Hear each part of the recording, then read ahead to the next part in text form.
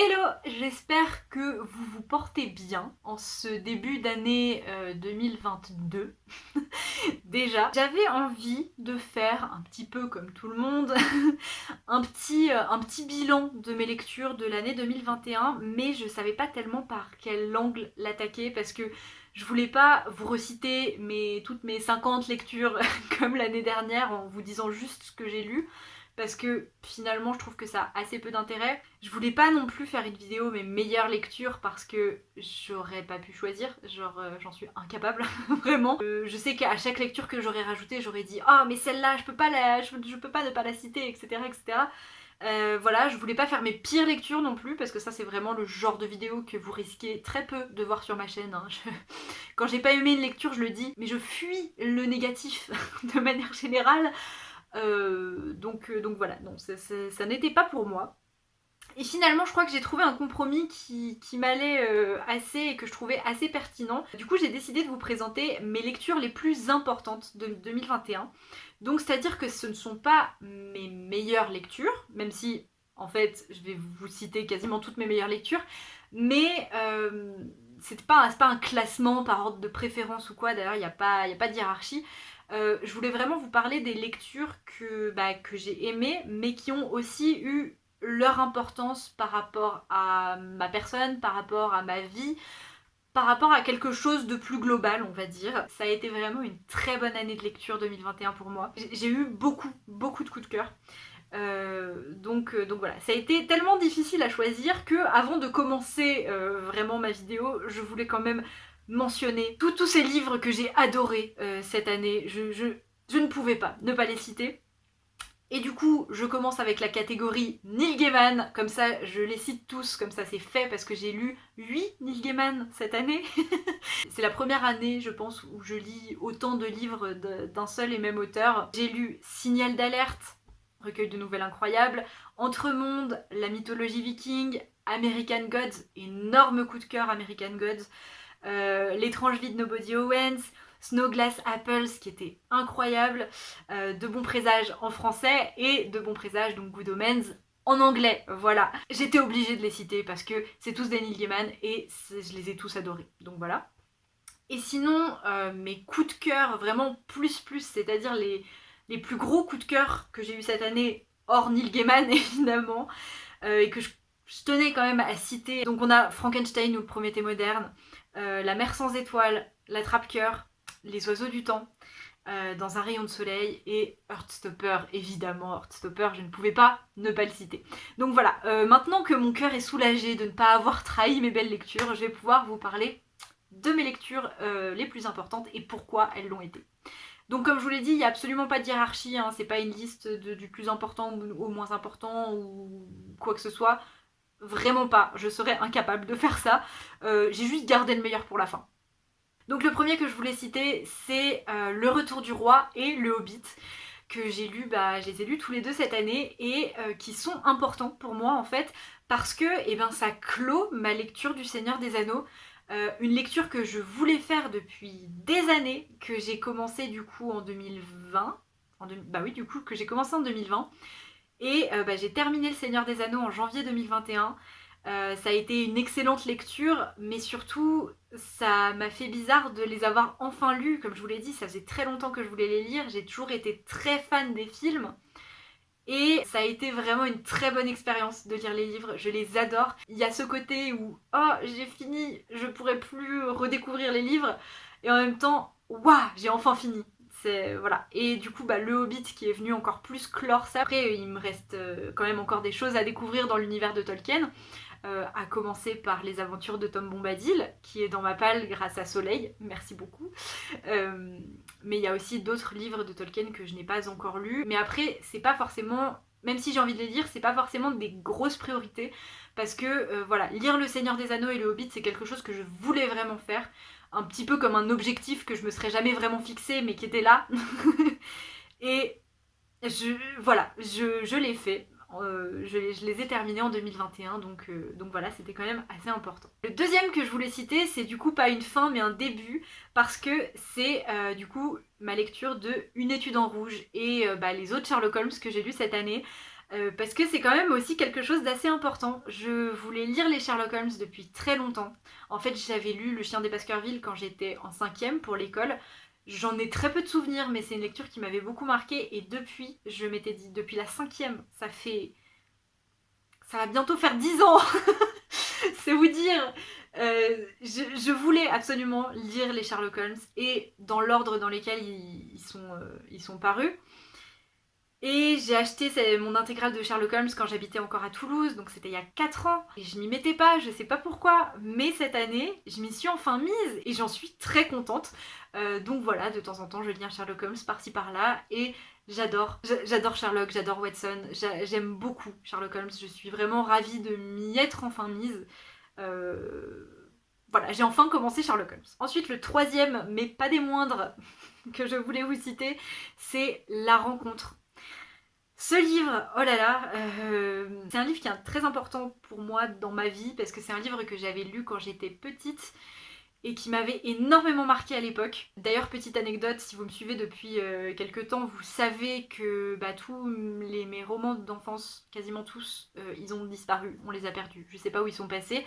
Et dans ceux que je voulais absolument retrouver pour les lire, il y avait La Rencontre. Et ça faisait des années que j'arrêtais pas de le chercher partout et de le rechercher tout le temps aux mêmes endroits comme s'il allait réapparaître comme ça d'un coup, voilà.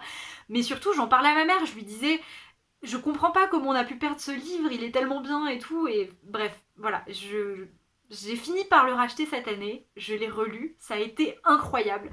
Je peux vous dire vraiment sans aucun doute que c'est le livre qui m'a fait le plus pleurer de ma vie.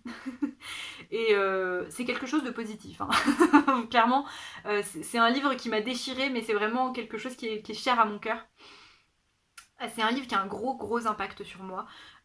Et oui, vraiment, c'est le livre qui m'a fait le plus pleurer de ma vie. Et je pense que j'ai même encore beaucoup plus pleuré quand je l'ai lu l'année dernière que quand je l'ai lu pour la première fois quand j'étais petite. Je pense que quand on est enfant, on a peut-être aussi moins conscience de certaines choses, de la gravité des choses. On est un peu plus détaché de la réalité sur certaines choses. Euh, et là, quand je l'ai relu l'année dernière, oh là là, oh là là, oh là là, j'ai jamais de ma vie pleuré comme ça devant un livre, parce que ça m'arrive de pleurer en lisant des livres, ça m'arrive de pleurer en regardant des films, en regardant des séries, ça m'arrive même assez souvent, mais là j'ai pas pleuré comme je pleure d'habitude devant un livre ou une série ou un film, ou une chanson. J'ai pleuré comme quand je pleure quand il m'arrive un truc très fort dans ma vie. Et que ça me touche très personnellement et que je pleure très fort comme un enfant qui fait une crise, comme quand je fais une crise de larmes, je sais pas comment appeler ça, parce que quand je pleure pour des trucs de la vie, ces dernières années j'ai tendance à faire des crises d'hyperventilation. Ça m'arrive quand je fais des crises de panique en fait. Et donc quand je pleure ça m'arrive aussi. Et là j'ai fait une mini crise on va dire parce que j'ai réussi à la maintenir assez bien. Mais j'ai vraiment pleuré très fort et j'ai vraiment pleuré au bord de la crise d'hyperventilation. Ce qui en soi n'est pas super positif parce qu'une crise d'hyperventilation c'est horrible à vivre, hein, voilà, si j'imagine que ça n'arrive pas à tout le monde, donc tout le monde ne sait pas forcément ce que c'est, mais ça fait très mal et on a très fort l'impression qu'on va mourir. Donc voilà, c'est pas forcément quelque chose de positif en soi, mais c'est dire si ce livre a un impact sur moi, c'est dire si ce livre est important pour moi. Donc voilà, je suis ravie de l'avoir relu cette année. Et pour la petite anecdote, une fois que je l'avais relu, je sais plus pourquoi, mais je suis allée voir dans la bibliothèque de ma mère qui est dans sa chambre et j'ai retrouvé mon édition que j'avais perdue quand j'étais petite. Depuis tout ce temps, en fait, c'est ma mère qui l'avait alors qu'elle savait très bien que je l'avais perdu. Et elle ne savait pas qu'il était dans sa bibliothèque, du coup j'étais un peu dégoûtée. Mais bon, tant pis, je ne regrette absolument pas de l'avoir racheté. Mais voilà, c'est la petite anecdote. Et dans cette catégorie, j'ai envie de citer Aristote et Dante découvrent les secrets de l'univers aussi. C'est aussi un livre qui était très important pour moi. C'est aussi un livre qui me fait beaucoup pleurer. Pas autant que La Rencontre, mais je peux pas lire Aristote et Dante sans pleurer. C'est un livre que j'avais lu plus récemment quand même parce que j'étais au lycée, en terminale, donc en 2017. Je l'avais lu en 2017 et je l'avais offert à mon ex après, donc je n'ai jamais revu ce livre et je suis très contente de l'avoir acheté et de l'avoir relu parce que ma relecture en tant que moi 5 ans plus tard, 4 ans, 5 ans, je sais plus, bref, en tant que moi plus tard, ayant évolué, ma lecture a été assez différente mais toujours aussi touchante et c'est un livre qui est très important pour moi et qui me touche beaucoup. Donc voilà, le fait de l'avoir relu cette année, ça a été très fort pour moi. J'ai relu d'autres choses cette année qui ont été très importants pour moi, mais d'une manière totalement différente, et je vous en reparlerai du coup plus tard dans la vidéo. Mais sinon, le prochain livre que je voulais citer pour une toute autre raison, du coup, c'est Asexualité, comprendre l'orientation invisible. Oui, c'est une non-fiction, j'en lis jamais, mais là, j'étais obligée parce que je vous en avais parlé un petit peu cet été du coup, mais je suis asexuelle. C'est quelque chose dont j'ai pris conscience relativement récemment parce que pour vous donner une idée, je sais que je ne suis pas hétéro depuis toujours. Même sans en avoir conscience, je le savais déjà très tôt. Pendant longtemps, quand j'étais au collège et tout, je me suis pensée bi, ce qui au final n'était pas vraiment le cas, et en fait après, bref, I'm gay, ok, voilà, on va résumer ça comme ça parce que c'est un petit peu compliqué, mais sinon j'ai réalisé que j'étais asexuelle, je ne suis pas aromantique, loin de là, clairement pas, je tiens à le préciser, mais je suis asexuelle, et ça je l'ai réalisé sur les 2 dernières années, on va dire. Ça a été un processus de compréhension assez long et assez compliqué parce que la sexualité c'est quelque chose de très difficile à accepter généralement, déjà pour les autres, mais bon ça je m'en fiche parce que je n'ai pas spécialement fait de coming out à mes proches parce que j'en voyais pas l'utilité. Surtout en fait, donc ça a été compliqué à comprendre parce que la sexualité, donc voilà, c'est quelque chose qui est pas forcément facile à accepter, mais surtout il y a tellement peu de représentations dans la culture populaire ou partout, enfin en fait il y a très peu de représentation de la sexualité. C'est l'orientation invisible, hein, voilà, ça porte bien son nom, c'est très peu connu, c'est très mal compris généralement, donc quand tu te rends compte que t'es asexuel, tu comprends pas toujours tout de suite quoi. Donc voilà, ça a été un processus assez long, mais quand ce livre est sorti cet été, je le savais déjà que j'étais asexuelle, c'est la conclusion à laquelle j'étais arrivée, mais j'étais très contente que ce livre existe parce que ça m'a vraiment permis de me rassurer sur certains points déjà, de mieux comprendre certaines choses que j'avais commencé à comprendre mais pas forcément fini de comprendre, et ça m'a fait aussi réaliser d'autres problématiques en fait sur d'autres formes d'asexualité qui ne me concernent pas forcément mais qui concernent d'autres gens de la communauté, et je suis ravie d'en avoir conscience pour pouvoir en parler autour de moi et pour pouvoir comprendre les gens qui ne sont pas comme moi. Voilà, je suis très contente que ce livre existe, vraiment, c'est un gros support, autant pour les personnes asexuelles que pour les personnes qui ne sont pas asexuelles mais qui ont envie de se renseigner, ou les personnes qui ne comprennent pas les sexualités. Pour faire court, la définition la plus simple de la sexualité, en fait, c'est le fait de ne pas ressentir d'attirance sexuelle, point barre. Voilà. Mais il y a plusieurs formes différentes de sexualité, hein, voilà. Et c'est généralement très mal compris. C'est assez facilement résumable, mais c'est difficilement explicable. C'est pas forcément facile à expliquer aux gens qui ne vivent pas la même chose que toi. Mais bon, vous voyez ce que c'est que de ressentir l'attirance sexuelle pour quelqu'un, et pas moi, je ne vois pas ce que c'est. Tout ça pour dire que je vais pas faire une vidéo sur la sexualité, en tout cas pas maintenant, peut-être un jour si ça vous intéresse. Mais vraiment ravie que ce livre soit sorti, je l'ai précommandé dès que j'en ai entendu parler, je l'ai lu dès que je l'ai eu, et je suis ravie de l'avoir lu parce qu'il m'a vraiment beaucoup aidée, et je recommande ce livre à tout le monde, que vous soyez ace ou que vous ne le soyez pas, que vous ayez des personnes ace dans votre entourage, ou juste que ce soit un sujet qui vous intéresse. Vraiment foncez parce que c'est un livre très complet et très bien fait, qui parfois se répète un peu, mais je pense qu'il le fait vraiment de la bonne manière. Donc voilà, un livre qui a été très important pour moi cette année. Le prochain que je voulais citer, c'est The Strange Case of Dr. Jekyll and Mr. Hyde, donc l'étrange cas du Dr. Jekyll et de Mr. Hyde. Et pourquoi je vous cite ce livre? Parce que c'est tout simplement le tout premier livre que j'ai lu en anglais de toute ma vie, voilà. Alors je l'ai pas lu dans sa version originale, j'ai lu une version simplifiée, ce qui m'a beaucoup facilité la tâche parce que du coup c'était très agréable et je me suis pas sentie perdue. malgré mon niveau d'anglais qui, au moment où je l'ai lu, était pas ouf. J'ai fait beaucoup de progrès en anglais cette année, notamment grâce aux quelques lectures en VO que j'ai faites, parce que j'ai commencé par celui-là, mais ensuite j'ai lu Heartstopper, la vie, hein, vraiment, que j'ai lu d'une traite d'ailleurs, et qui est très facile à lire en anglais.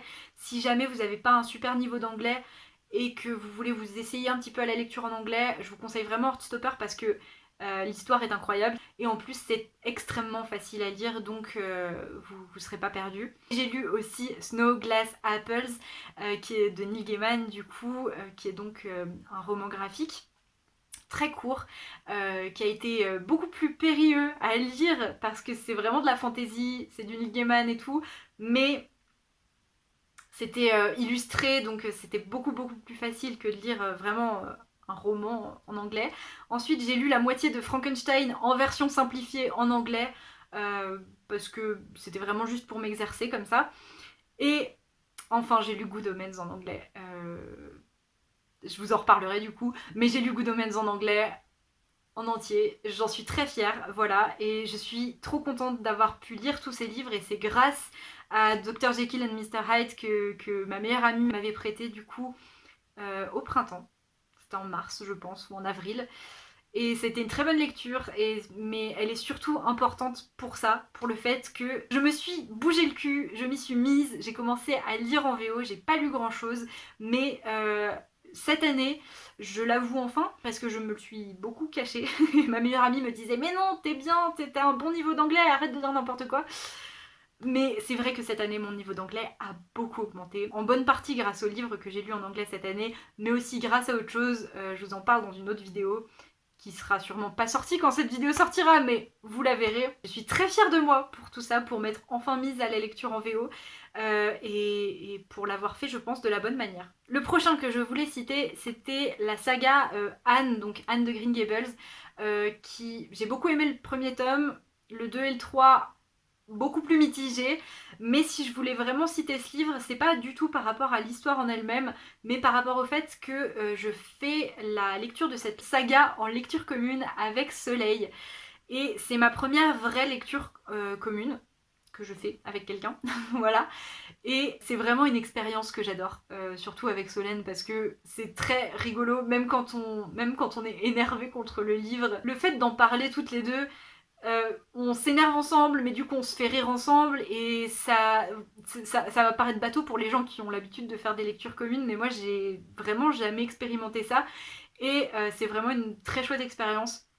Je crois d'ailleurs que c'est le seul aspect de cette lecture qui me donne envie de continuer la saga, parce que le troisième tome a vraiment pas été ouf. Il a des qualités bien sûr, hein, mais j'hésitais vraiment à m'arrêter ici. Mais le fait de lire en lecture commune avec Solène, je pense que je vais continuer ma lecture parce que c'est vraiment très chouette de partager ça avec elle, et, et j'ai envie de continuer. Donc voilà, je te le dis ici Solène, parce que je ne t'avais toujours pas répondu, mais je pense que je vais continuer à lire Anne de Green Gables parce que c'est chouette de le lire avec toi. Voilà. Et enfin, le tout dernier livre que je voulais citer dans cette vidéo, c'est... Est-ce que quelqu'un sera surpris? C'est Good Omens, évidemment, c'est Good Omens. J'ai lu Good Omens en fait en français au printemps, et je l'ai relu en anglais en décembre. Ça a été ma dernière lecture de l'année, et ça a été aussi ma meilleure lecture de l'année, très clairement, pour plein de points que je vais pas aborder ici parce que en fait j'en ai fait une vidéo. Voilà, j'ai fait une vidéo consacrée à cette lecture que j'ai déjà tournée, mais qui sortira du coup sûrement après cette vidéo là. Je sais pas quand ça va sortir, mais vous verrez. Mais voilà, c'est une lecture que je ne pouvais pas ne pas citer parce que c'est vraiment un de mes livres préférés, c'est une de mes histoires, un de mes univers préférés, avec des personnages que j'aime énormément et qui me touchent d'une manière qui arrive rarement dans les livres. Je pense en particulier, je voulais quand même partager ça avec vous parce que je crois que j'en ai pas parlé dans mon autre vidéo, mais j'adore les personnages de Good Omens, Aziraphale, Crowley, Rampa en français, Anathème, mon amoureuse, voilà, plein de personnages qui sont très couettes, qui sont très chouettes, mais en particulier Aziraphale, autant le Aziraphale de la série que le Aziraphale du livre en anglais, Vous verrez pourquoi je dis ça dans ma vidéo consacrée à ma lecture de Good Omens. Aziraphale, c'est un personnage auquel je m'identifie beaucoup. Bonjour, la nana s'identifie à un ange. Aucune humilité, vous allez me dire. Mais en fait, je me retrouve beaucoup en lui, pas forcément toujours dans sa façon d'être, même si un peu très compliqué à décrire ce que je ressens par rapport à ce personnage. Il compte vraiment beaucoup pour moi parce que je l'adore, je l'admire, mais aussi je m'identifie à lui, voilà. Et ça ne m'arrive à peu près jamais que je m'identifie vraiment à un personnage. Parce que je m'identifie à lui par rapport à ses qualités, par rapport à ses défauts, par rapport à ses troubles, on va dire ça, la manière dont il réagit face aux événements, de la manière dont il processe les choses et comment il les exprime, je sais pas du tout comment expliquer ça. Et bien sûr, quelqu'un d'extérieur va dire mais tu n'as absolument pas le comportement d'Aziraphale. Mais je parle pas de la personnalité en surface, je parle vraiment de la profondeur de ce personnage. Et oui, en fait, c'est la première fois, je me rends compte que je m'identifie vraiment à un personnage parce que ça m'est arrivé de me dire ah, je me retrouve dans ce personnage-là pour tel truc ou pour tel truc, mais ça, je découvre en fait ce que ça veut vraiment dire s'identifier à un personnage. Et c'est pour ça que c'est pas seulement pour ça que Good Omens compte beaucoup pour moi, mais c'est vraiment un élément très fort de pourquoi Good Omens compte beaucoup pour moi. Good Omens compte aussi pour moi pour beaucoup d'autres choses, et le fait de l'avoir lu en VO, c'est quelque chose dont je suis très fière, mais dont je suis aussi très heureuse. Et voilà, j'aime ce livre de toute ma vie, et c'est peut-être pas le meilleur livre que j'ai lu, parce que je pourrais pas dire quel est le meilleur livre que j'ai lu, personne ne fait... Enfin si, il y a des gens qui font ça, mais moi je ne peux pas. J'aurais l'impression de trahir mes autres livres si je fais ça. Mais c'est le livre avec lequel j'ai eu la meilleure expérience de lecture, en tout cas cette année. Peut-être dans ma vie, je sais pas, j'ai pas une assez bonne mémoire pour m'en rendre compte. En tout cas, il fait partie de mes livres préférés et de mes expériences de lecture préférées, je l'adore et ça a vraiment été... Je suis en train de pleurer, ça va pas, je sens les larmes qui montent. Je vais pas pleurer parce que je dis que j'ai bien aimé Good Omens quand même, ça va pas. Ouh, il est temps d'arrêter cette vidéo. Ouf, oulala, bon. Je suis trop émotionnée aujourd'hui. Mais... D'ailleurs, la seule note que j'ai prise dans mon truc pour Good Omens, c'est une expérience de lecture incroyable, oh là là. Mais voilà, c'est comme ça que je peux le résumer. J'étais obligée de le citer et j'étais obligée de le garder évidemment pour la fin parce que c'est le livre qui a clôturé mon année, mais c'est aussi le livre peut-être le plus important de mon année. Voilà. Est-ce que j'ai vraiment envie de dire ça ou est-ce que je vais regretter dans 5 minutes et je vais me dire non, les autres étaient aussi tellement importants? Je ne sais pas. En tout cas, voilà. J'ai suffisamment parlé pour cette vidéo. J'espère que ça vous aura plu. Je suis contente d'avoir fait un bilan de 2021 et d'avoir trouvé un angle pour vous en parler de manière confortable. Je sais pas parler. Je sais pas comment vous expliquer ça, mais en tout cas, voilà. En tout cas, j'espère que cette vidéo vous aura plu. Si c'est le cas, si jamais vous avez envie de revoir ce genre de bilan de cette manière-là chaque année, n'hésitez pas à me le dire. Peut-être que je le ferai. N'hésitez pas du coup à me dire ce que vous pensez de tout ça en commentaire, si vous avez lu certains de ces livres, si vous avez envie de les lire, quel est votre avis sur tout ça. Je serais ravie de discuter de tout ça avec vous. Et en attendant la prochaine vidéo, je vous souhaite de très belles lectures. Bye!